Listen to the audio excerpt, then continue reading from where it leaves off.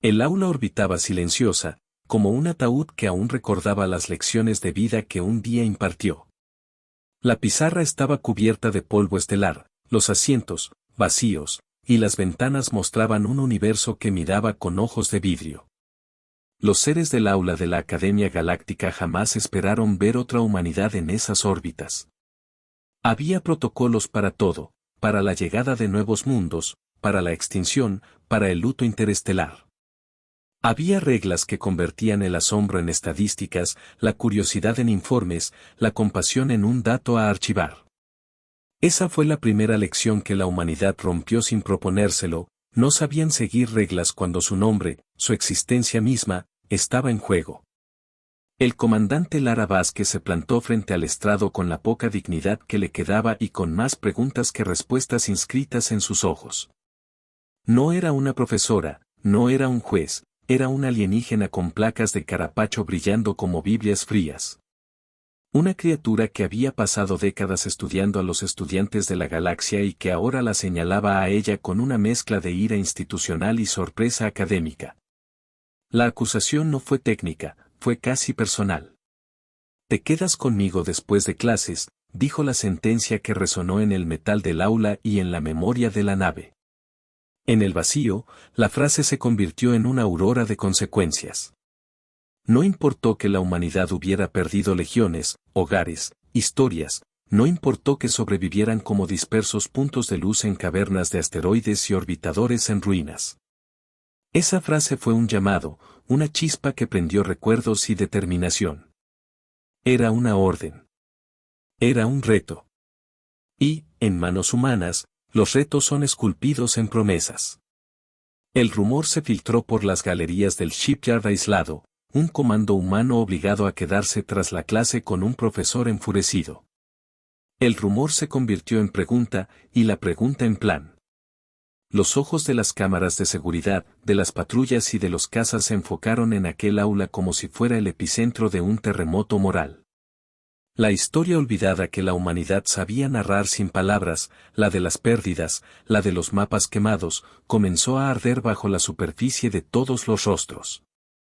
El aula era un microcosmos de la Guerra Mayor, una mezcla de arrogancia académica y de desprecio civilizacional, la misma que había llevado a vertebrar un imperio que no toleraba residuos de especies obstinadas. En el silencio, la acusación fue una sentencia y una semilla. El profesor alienígena tenía razón en algo, la presencia humana en ese lugar rompía expectativas catalogadas por millones de cálculos.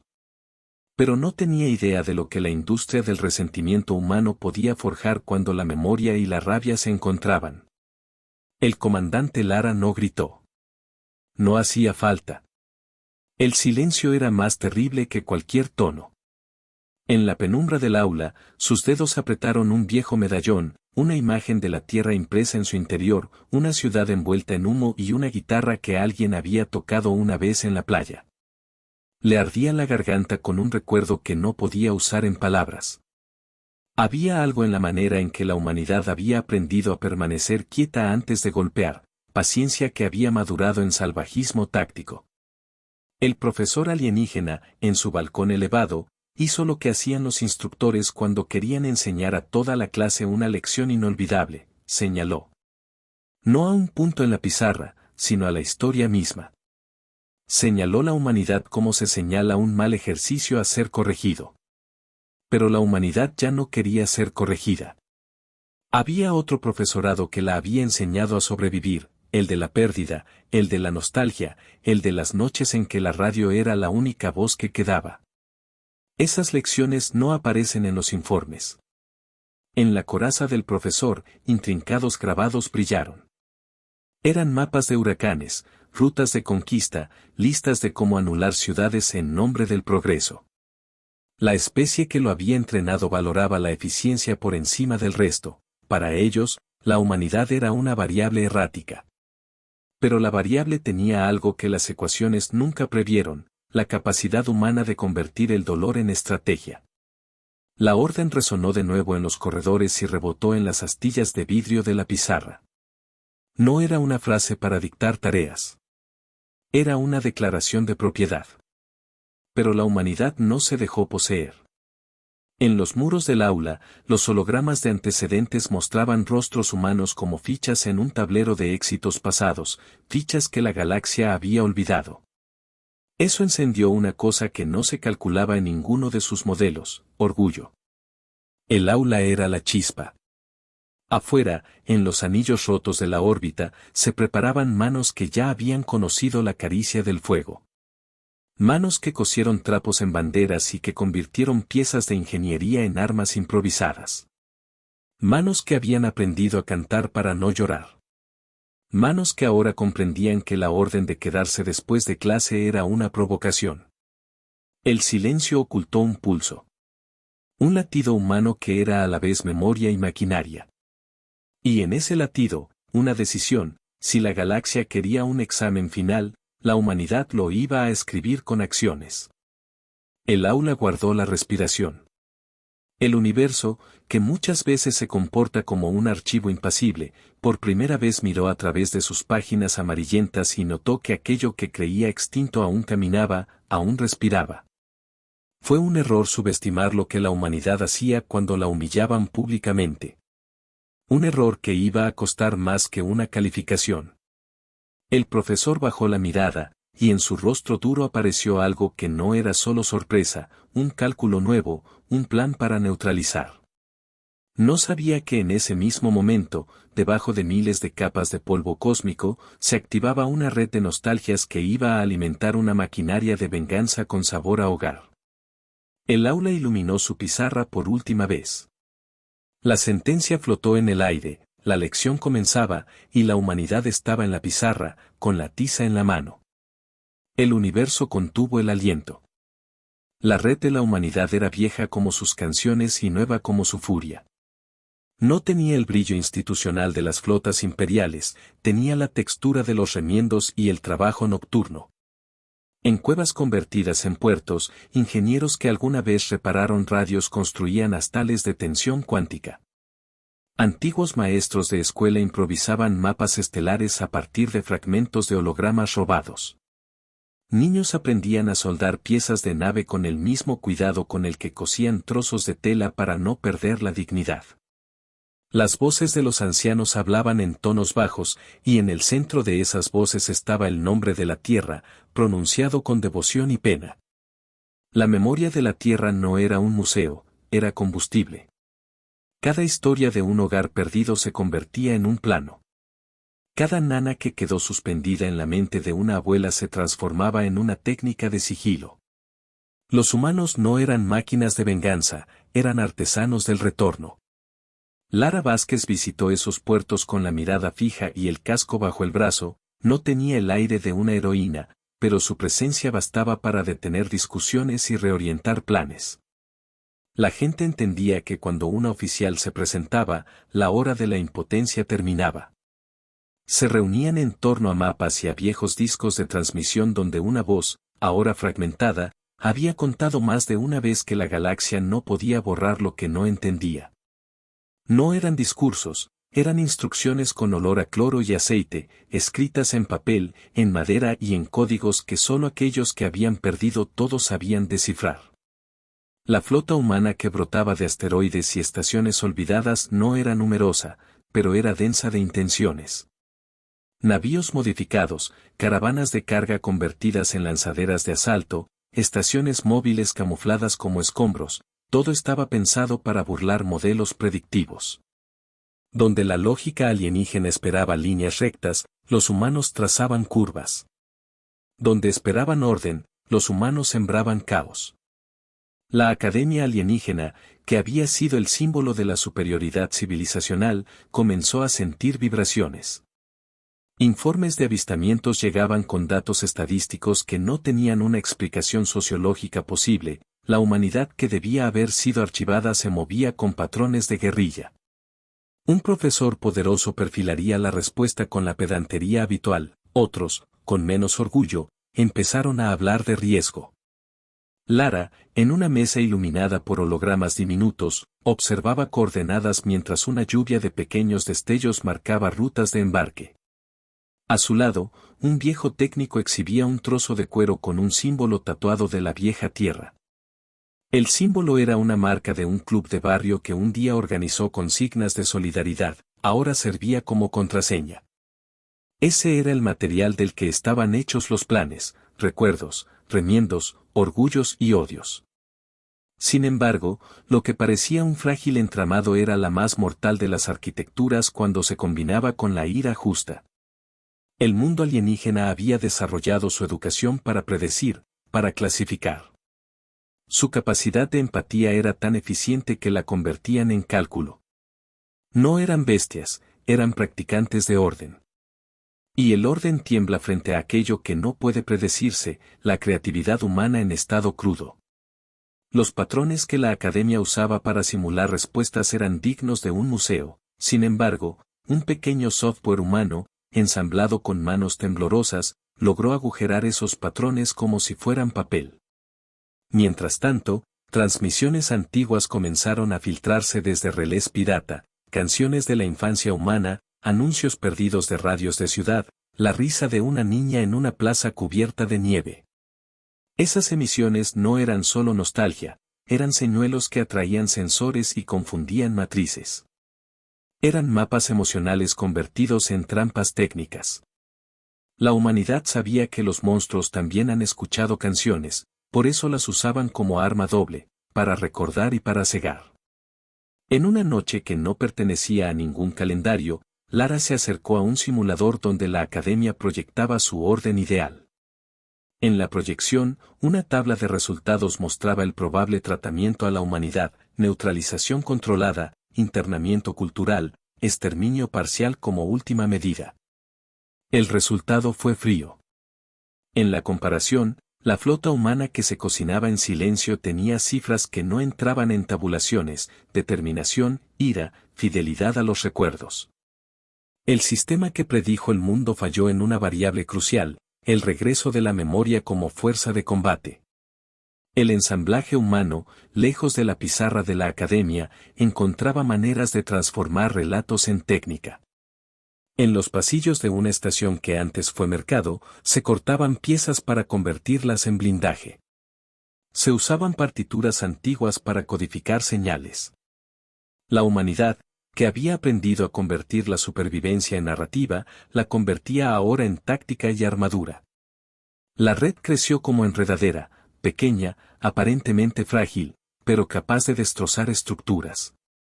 Lo que los profesores de la galaxia no entendían era que los humanos habían pasado siglos aprendiendo a sobrevivir con menos de lo que ellos consideraban mínimo. Esa habilidad se transformó en ventaja estratégica. La moral humana no era un concepto abstracto, era un combustible con alto rendimiento.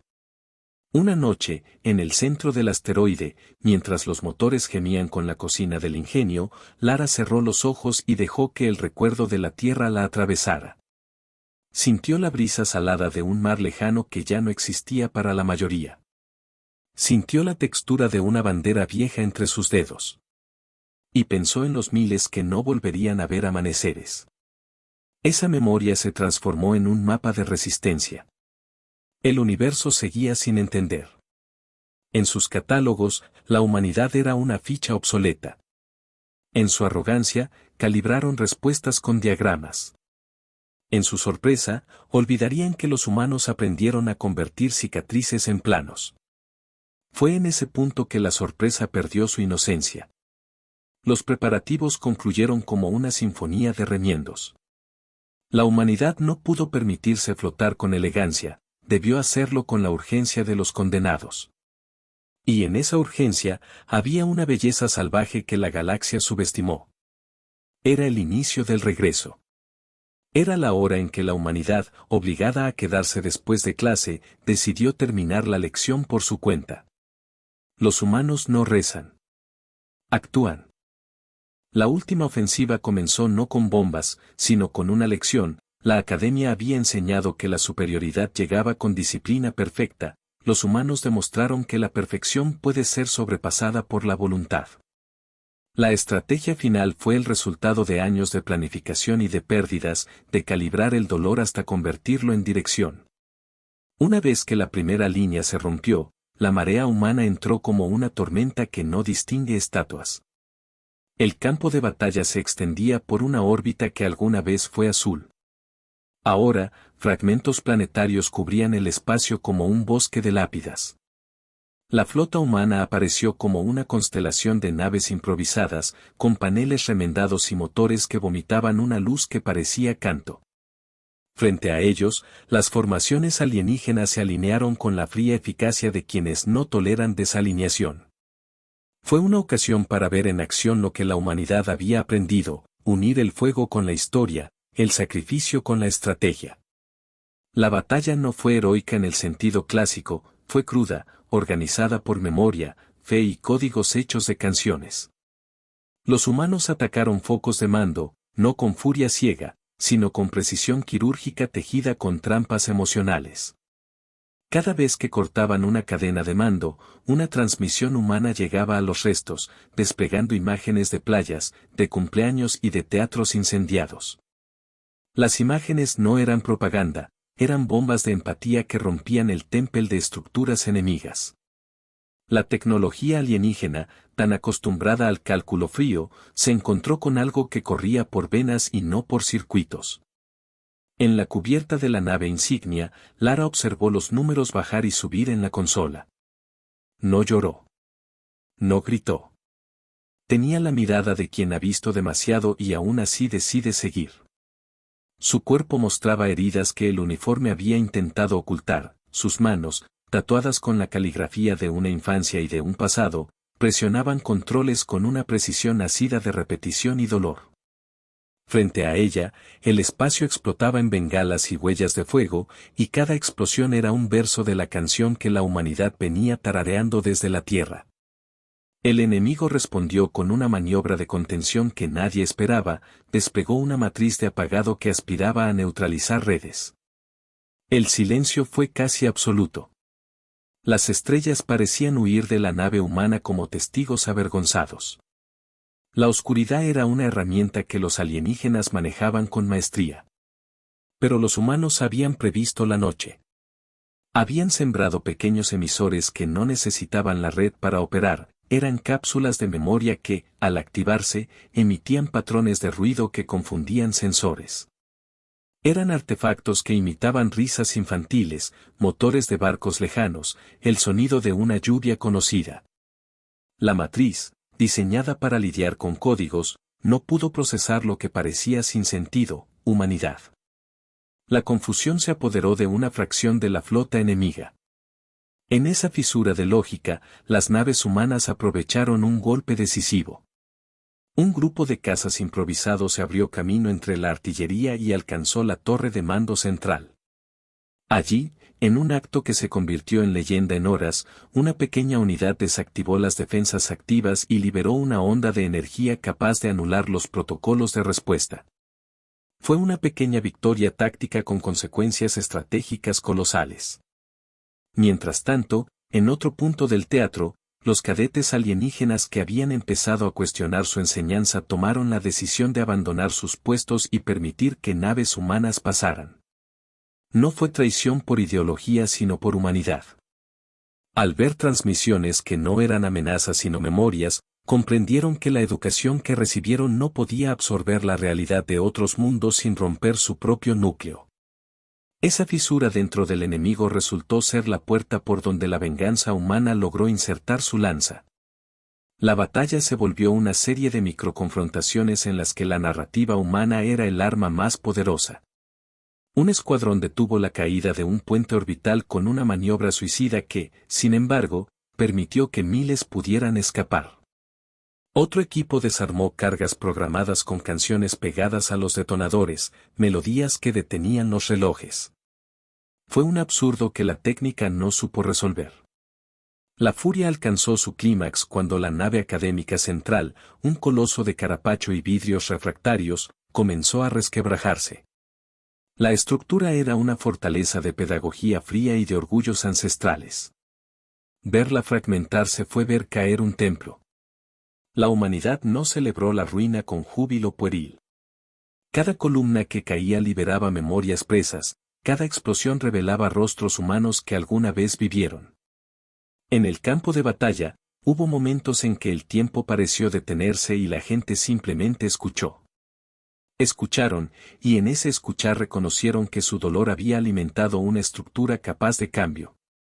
El comandante Lara, al final, contempló cómo el lastre del imperio se deshilachaba. La gran sala de mando, donde el profesor que la sentenció solía dictar la lección final, se abrió como una herida. Allí, en el escombro, quedó un símbolo viejo del dominio, un emblema carcomido por la chatarra y por las lágrimas. Lara, con las manos manchadas de carbón y de decisiones irreversibles, recogió un fragmento de ese emblema. No lo hizo por orgullo. Lo hizo como testigo. Las pérdidas humanas fueron inmensas, el precio a pagar por levantar una especie fue pagado con nombres. Aunque la victoria técnica estaba por pronunciarse, la verdadera batalla fue moral, la humanidad mostró que no eran un residuo a limpiar, sino una comunidad de historias que exigía ser reconocida.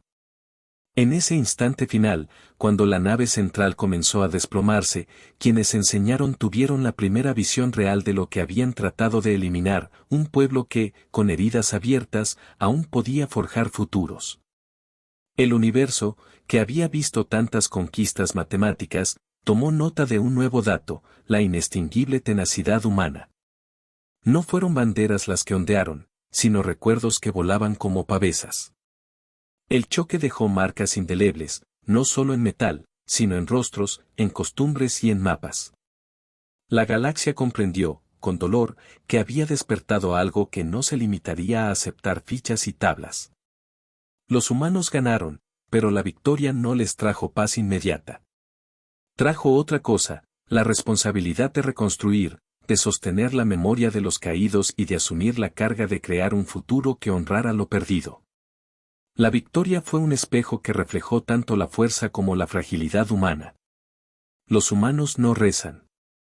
Actúan. Human Pain y Memory Anchor, 2, Transition.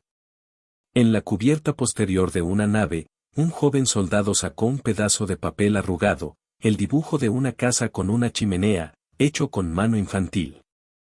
Antes de que le ordenaran volver a su puesto, lo besó y lo dejó en la consola. Aquella imagen era la única prueba de que peleaban por una casa que no volvería a ser igual. El universo contuvo el aliento.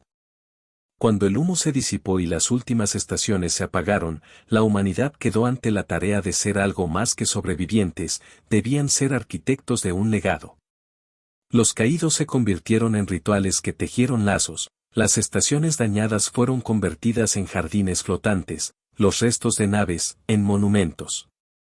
No se trataba de ostentación, sino de un acto de memoria pública que empujó a las nuevas generaciones a reconocer de dónde venían. La comandante Lara caminó entre ruinas convertidas en ofrendas. Allí vio a antiguos rivales aprender a cultivar junto a los que una vez fueron enemigos.